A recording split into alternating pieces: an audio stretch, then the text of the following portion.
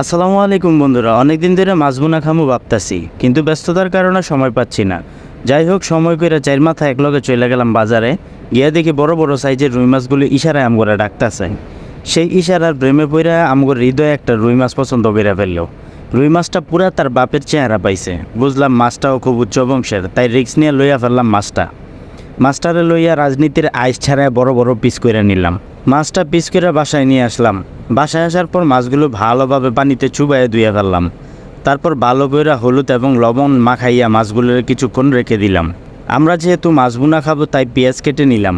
পেঁয়াজ কাটা শেষ হলে একটা কড়াইতে এক বালতি তেল দিয়ে দিলাম।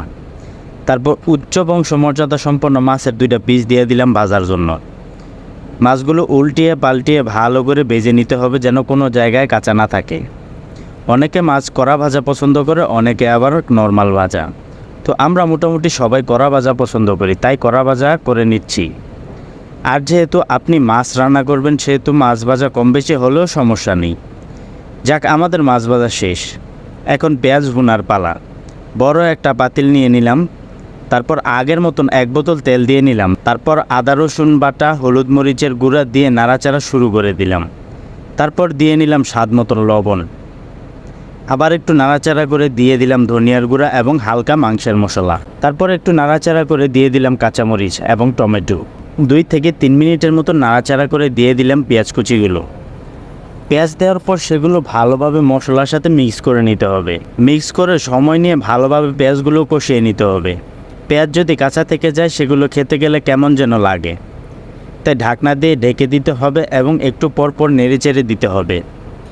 পেঁয়াজগুলো যখন নরম হয়ে আসবে, তখন পরিমাণ মতন পানি দিয়ে দিতে হবে।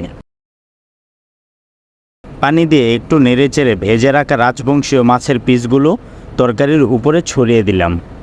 তারপর আরও কিছুক্ষণ হালকা আঁচে রান্না করে নিতে হবে। আর খেয়াল রাখতে হবে নাড়াচাড়ার সময় মাছগুলো যেন ভেঙে না যায়। আমাদের তরকারির ঝোলটা একটু কমে আসলে কিছুটা জিরার গুঁড়া গরম করে বেটে তরকারির উপর দিয়ে দিলাম।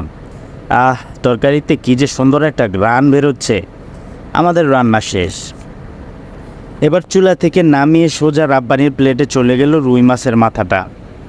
ছোটোবেলা শুনতাম মাছের মাথা খেলে নাকি বুদ্ধি বাড়ে, কিন্তু বিশ্বাস করি নাই। কিন্তু এখন দেখি আসলে বুদ্ধি আমার কম। মাছের মাথা না খাইয়ে কি ভুলটাই না করলাম।